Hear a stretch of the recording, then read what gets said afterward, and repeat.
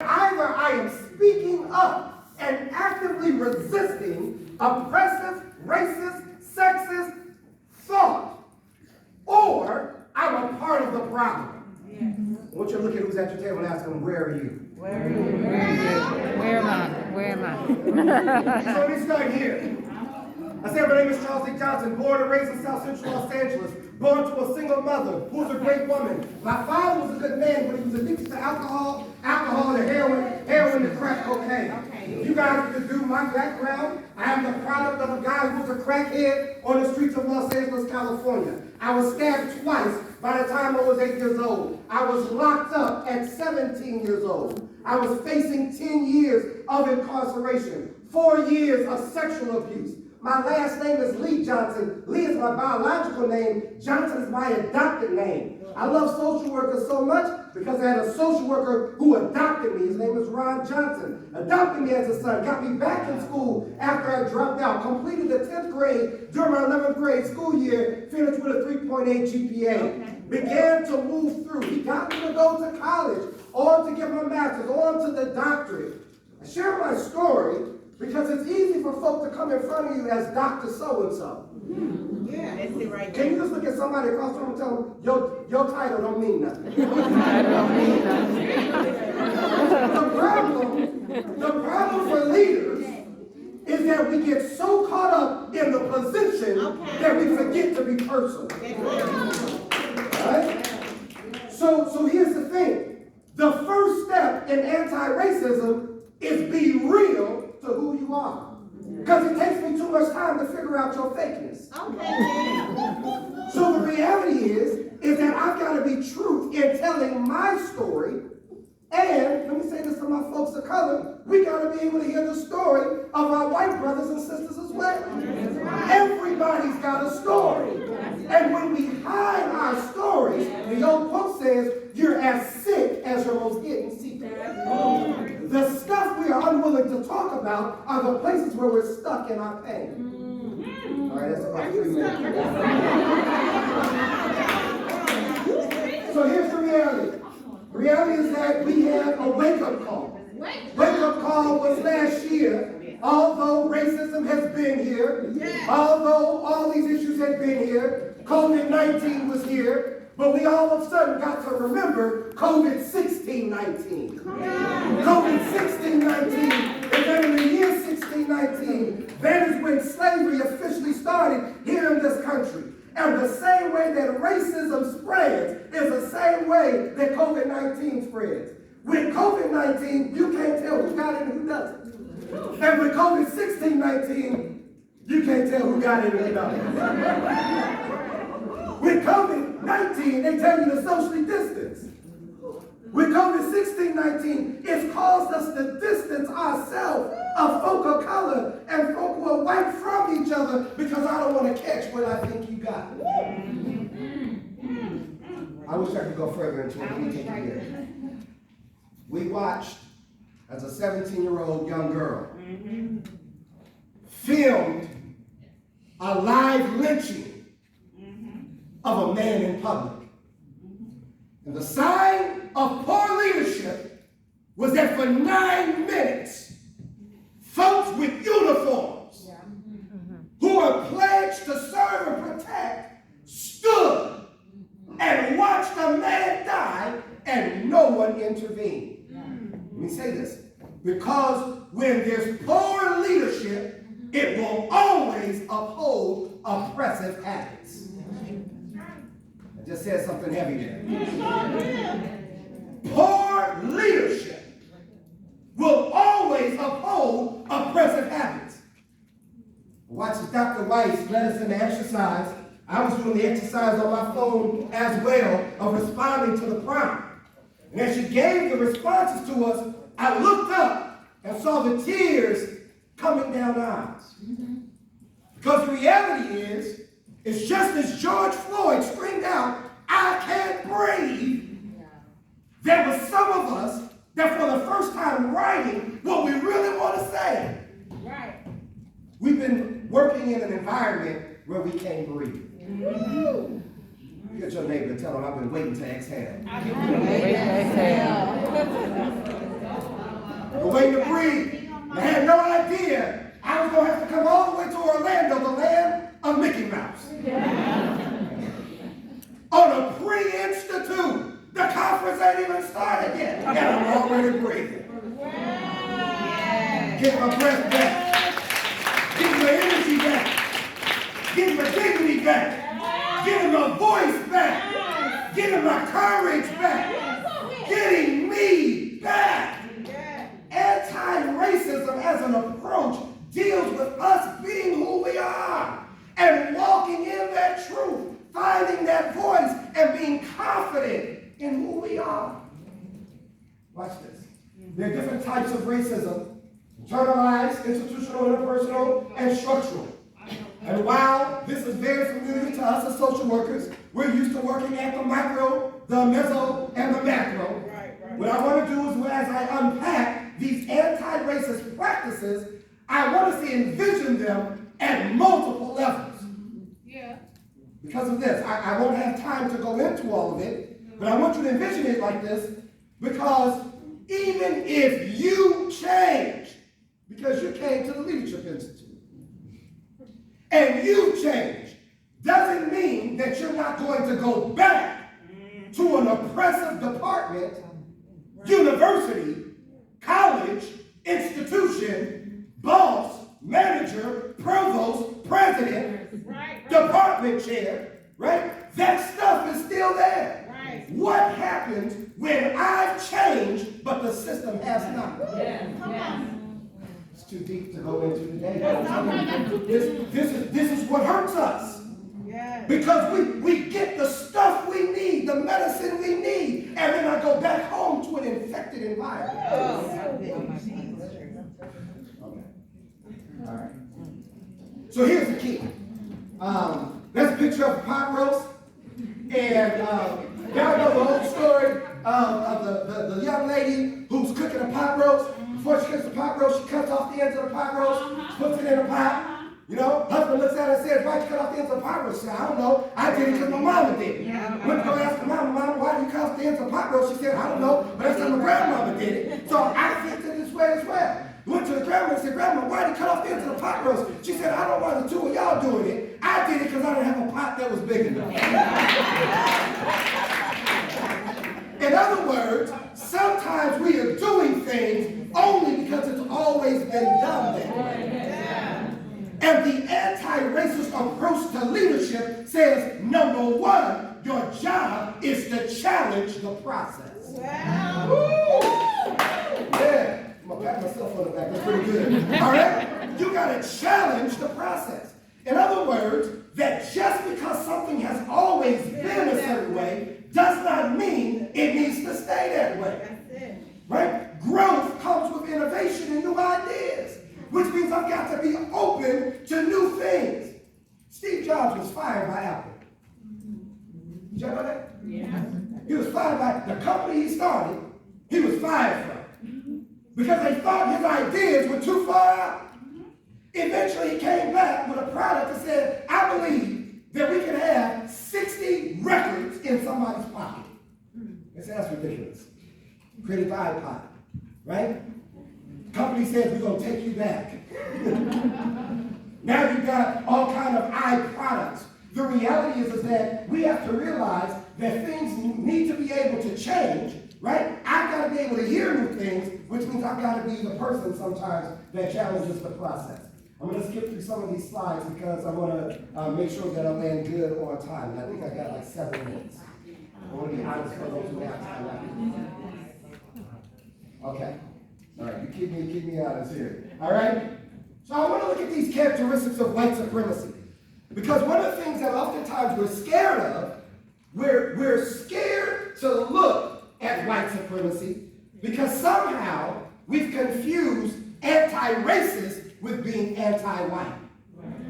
And anti-racism is not anti-white unless you are racist.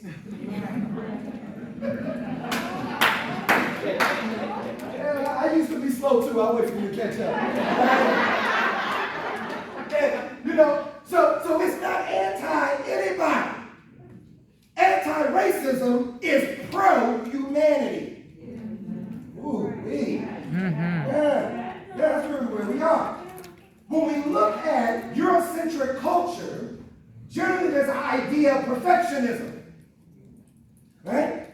People of color have strayed away from perfectionism a long time ago.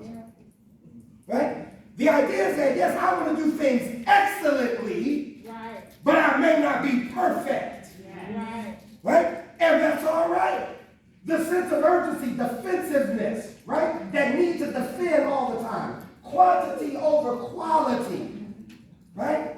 In black households, we call our food, what kind of food? Anybody know? Yeah, soul food.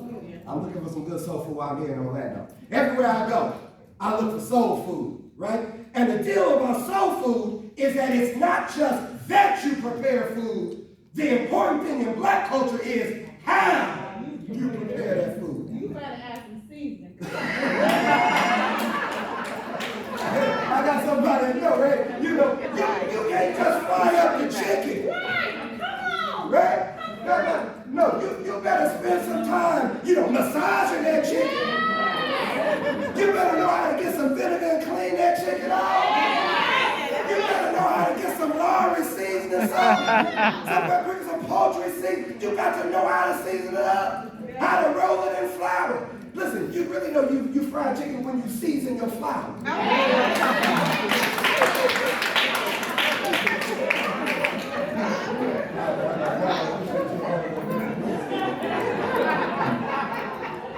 Look, I'll try to look to see if we can share these slides, because I don't think these slides have been shared anywhere. I'll try to push them. I know, I'm sorry. See, that's the other thing we do as black people. We let our emotions out. Yeah, where we're at. And if you think that's unprofessional, that might mean that you borderline being a racist. Okay.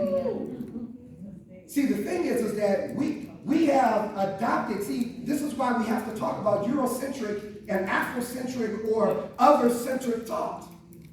Because some things that are offensive to certain groups, that's just the way folk do things. I talk loud. Because if you didn't talk loud in my house, nothing got heard. There's too many folk running around here. Right? You got to be able to speak up. When you go into black communities, you often see cars on big rims, folk wearing big chains, folk doing things, playing their music loud. Why? Because as black folk, we're used to not being seen. That's right. So psychologically, we're doing things to make sure you see me or make sure you hear me. Come on. Are y'all following me? So the reality is that there are some things that even in the workplace, as leaders, we must be conscious of because we've demonized it, and that's just a person operating within their cultural construct. And when you resist that, that's racist behavior. This chart here gives us an idea of overt versus covert racism, or overt and covert white supremacy. That there are a lot of different things that are seemingly acceptable, right? Assuming that, hey, if I have a good intention, hey, I meant to do well. I don't mean to do any harm. I don't mean to hurt you, right? Just because you don't mean to hurt me does not mean you didn't hurt me, right? So we can no longer hide behind the veil of, but my intentions were good. Right? The reality is we've got to know how to learn better so we can do better.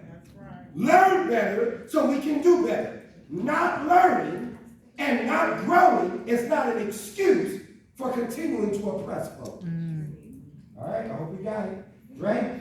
There's the overt side, okay? It's denial of white privilege, right? Confederate flags, Make America Great Again hats, Now, I wanna point on this because politically we can fall on many different ends. Democrat, Republican, it don't really matter. I worked in a Republican White House as a social worker for 2 years for the Bush administration, right? That was right after getting a prestigious award of Social Worker of the Year. Great award, okay? And great time working in that White House. Didn't see eye to eye on a lot of policies, but we were able to do a lot of good work. Anti-racism doesn't mean we need to agree on everything or agree about how to resolve everything. But it does mean I hear you. I see you and I respect you. Can we just find somebody around you who's looking different than you? Just point at them and tell them, I see you, I hear you, and I respect you. Everybody find somebody. I hear you, I see you,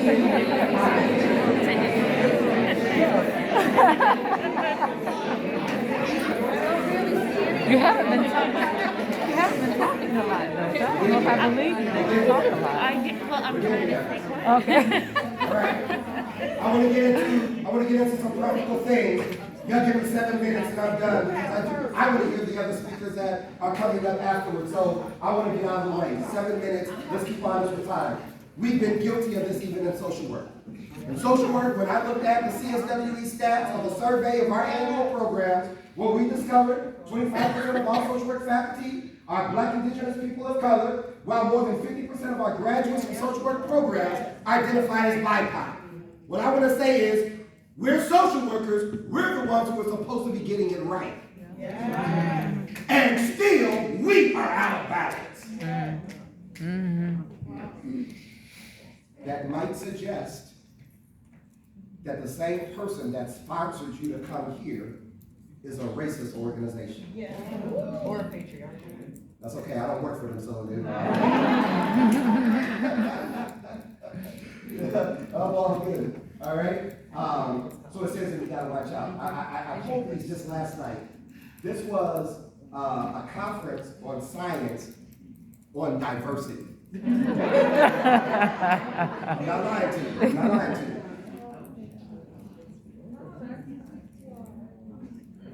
Okay? I just wanted to marinate. Okay? I'm going to give you one more. This is another one in our area. Not trying to remove the title from it, but in our area on diversity. That's right. Watch this.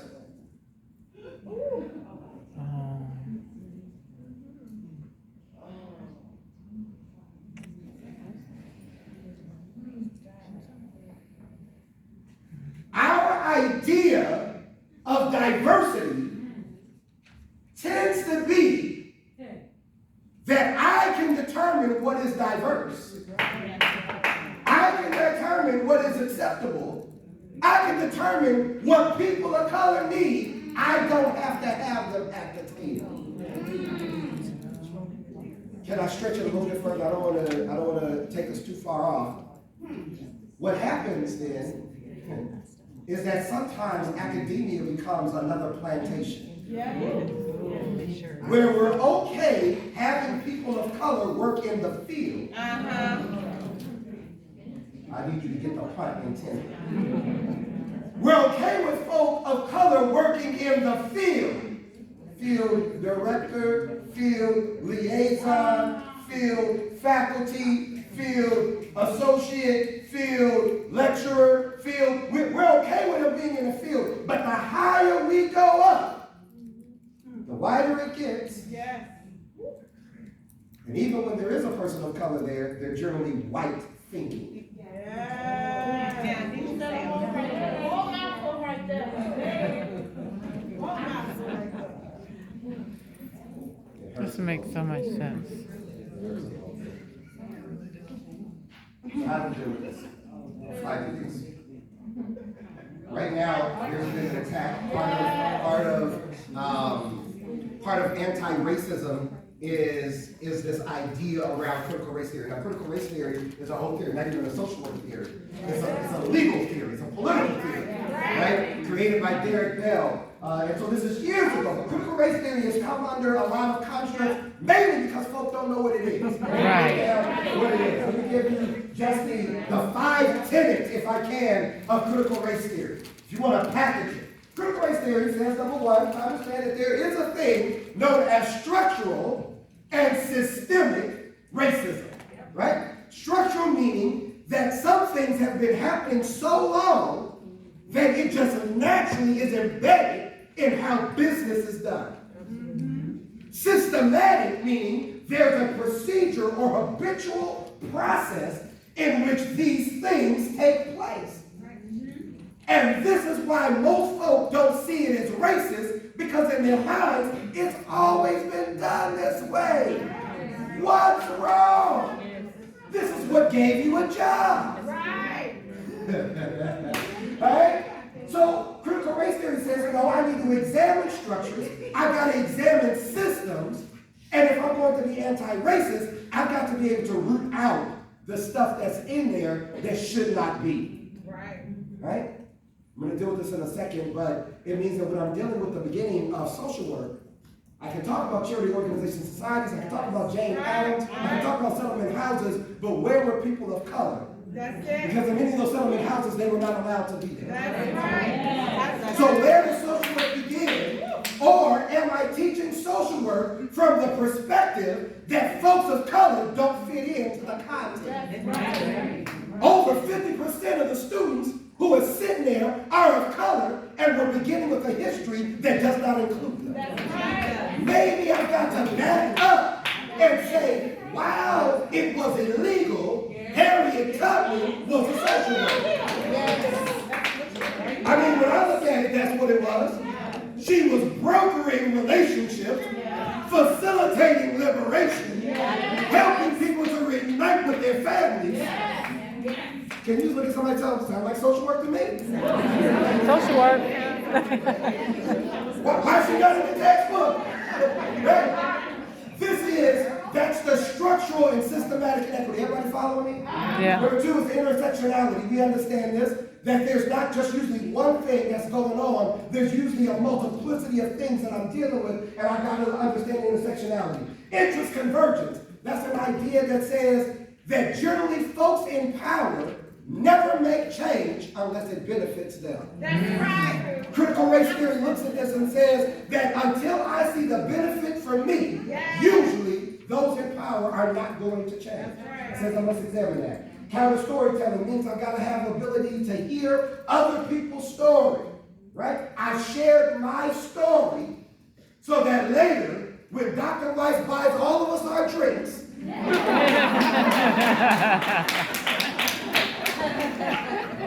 I'm looking for it. I'm telling you, I'm going to seek out my drinks right there.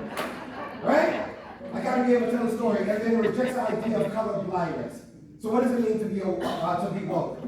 This is the basic definition here: aware, knowledgeable about your community and the world, with the willingness to access and critique systems of oppression. That is being woke, right? That's a new term. That's a street term. That's it. Being woke, right? I want to give you ideas of where that falls for us. It means, number one, that in my curriculum, I'm looking to make sure there's an awareness of the issues of everybody. Right? So I'm making sure that I'm challenging, if this has got a strictly Eurocentric view, I'm challenging to get other voices and perspectives included. I'm aware. I acknowledge that there's a historical precedent for racist practices. Institution, curriculum, program, I recognize it. I acknowledge that. Acknowledging it allows me to do something about it. Folks who are in denial will never change it. I become accountable, and then I take action. I'm going to give you these last steps. Here we are on anti-racism. We're going to fly past these on anti-racism. Let me give you these last ones, and I'm done. Number one, we want to affirm the dignity and humanity of all people. I want you to look at this. Anti-racist educators, but people, particularly students, at the center of instruction. They put them at the center of instruction. The curriculum champions diverse and complex human experience. What is my challenge? My challenge to us as leaders is we got to go back and look at our curriculum. That's right. We got to go back and look at what we're doing. And I'm saying, who's the author of the text you're using? Right? You know, what are the case examples that you're using? Right? What are the simulations that you're using? And if they do not include broader issues, faces, listen, I'm even talking about faces, right?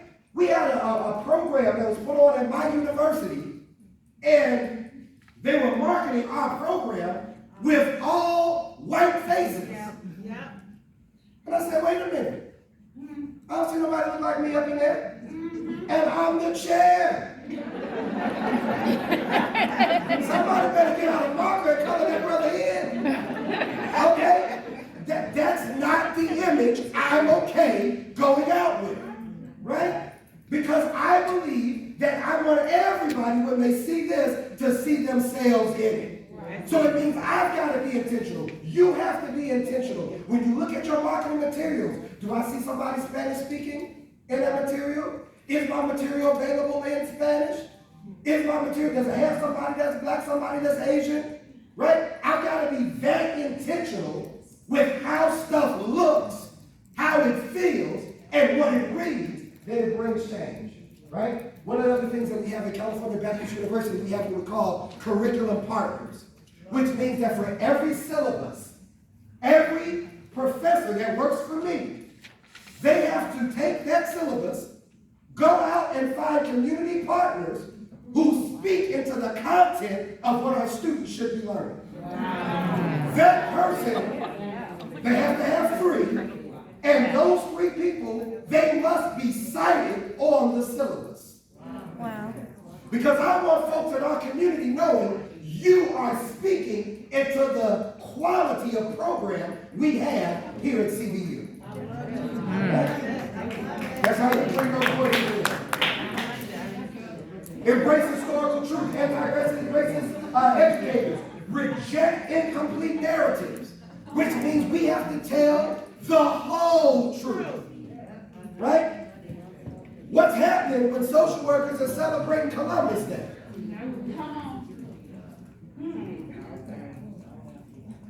I mean, that might be one part of the story. But look at your neighbor, tell them that ain't the whole story. Ain't the whole story. Right? When we celebrate President's Day, I'm always conscious that 12 out of the first 14 presidents of the United States were slave owners. George Washington was a slave owner who passed his 200 slaves on to his wife, who didn't free them, and she passed them on. So when I'm celebrating, what am I really celebrating? The whole truth must be taught, which means that social workers then must be able to examine history to be able to embrace them. Number 3, got to be able to develop critical consciousness, which means I got to be able to explore theoretical perspectives that are different than mainstream theory. Right? CBT is a great theoretical construct. It's a great clinical tool. It's a great sociological and psychological lens by which to intervene for behavior. And it can also be very damaging in the black communities where it's often influenced. When it is not coupled with understanding other theoretical approaches that are more amenable to work with folks of color or folks who are poor. What am I saying? I'm saying that we got to re-examine theory. That maybe your approach becomes a little bit more eclectic because you can't take a middle-of-the-road theory and apply it to everybody. Half of this stuff was never tested on folk like Chuck. Right? You come test that on me. I was a tough kid growing up. Okay? It might not have worked with me. So we got to be able to focus in. I've included some sociological imagination, post-traumatic slave syndrome. Some of you guys are familiar with that, the work of Dr. Joy Cleary. Okay? You got a lot that's there. Faculty reading training. I give my faculty books at the beginning of every retreat. Right? Jesus for Revolutionaries. Critical race theory, the reader. Whatever it is, to expand reading, which means that we have to challenge our faculty as leaders to expand their horizons. If their consciousness is not growing, they won't grow the consciousness of our students. We got to recognize race and confront racism, which develops a culture of sharing experiences where students can share their experiences, faculty, administrators. Look at what happened in here. We were called by Dr. Weiss to share, and it brought up a ton of emotion. Because we've been waiting to let that go. We've been waiting to release that. And I just have been dying to point out that in the second part where people were asked how to interrupt racism for women of color, no white colleagues stood up to speak. And I just want to name it. Okay? No, that's real. That's real. That's the place of where we are. My last one here, you guys, is create just systems. This is a hard one to unpack, but it says to us that I might have to go back and look at the larger structure of how things are done. If you guys were to look in at California Baptist University to look at our faculty, I put up that we have one of the most diverse faculty bodies that's out there in social work that's been very intentional about doing that, because it also meant changing the process. What I heard when I first was brought into a search committee, I heard words like institutional fit. Institutional fit was a covert word for racism. It was, we want people who look like us and fit in with us that we can hang out with. And that makes them fit into the institution. And that's a racist pedagogy. So I have to say, we need to remove that whole thing of institutional fit. Because when you say institutional fit, what are you talking about? Right? What do you mean? Well, I'm just talking about Charles, it's not racist. Not being oppressive, Charles, you're taking it too far. Right? I'm just saying, we need folk that we like to work with. Right? Okay. But the more we walk that, the more we got to see, but the people you like to work with are folk who look like you and think like you. And maybe what we really need here is somebody who does not look like you and does not think like you, but does reflect the students that we have coming in. Does that make sense? I'll close with this. I'm going to show you a picture. There's an old story. These are some good books for you guys to grab a hold of. I'll leave that up. I'll close with this story. I love stories. There's an old story about the mouse that was in the house. The mouse is in the house and a trap has been set for the mouse. The mouse comes out on the farm, tells the chicken on the farm and says, they set a trap for me. They're trying to kill me. They're trying to take me out. The chicken said, that's a mouse trap, not a chicken trap. Why should I care? It's not my problem. Go on your own.